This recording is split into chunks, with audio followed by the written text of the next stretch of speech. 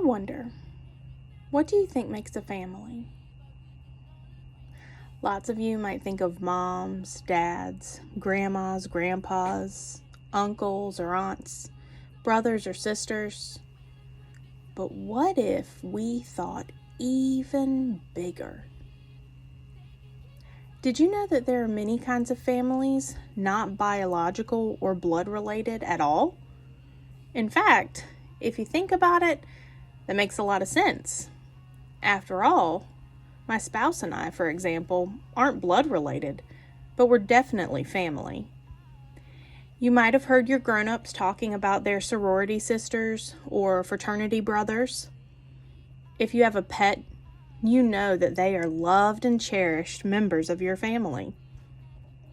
Families are made by covenant, a decision and a promise, even more than by a blood relationship.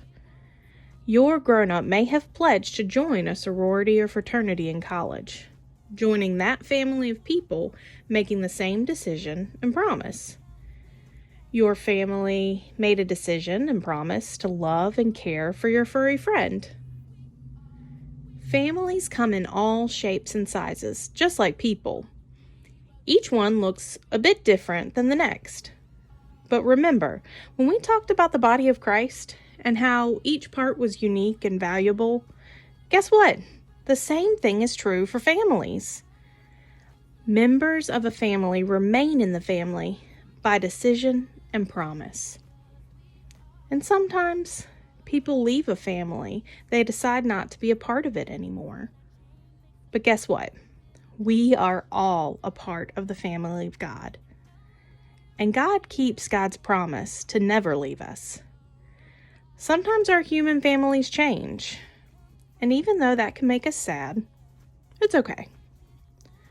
But just think about the language we hear in the Bible. Father, mother, brother, sister, child. And remember how Jesus said, "Whoever does the will of God is my brother, sister, and mother," in Mark chapter 3, verse 35.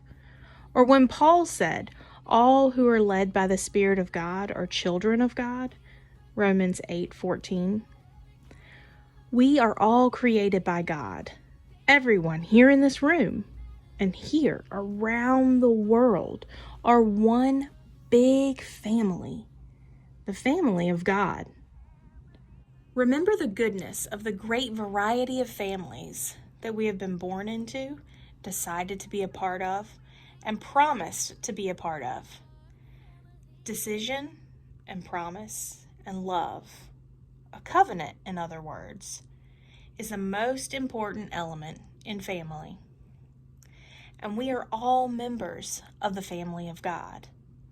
Now, I think that's something definitely worth celebrating.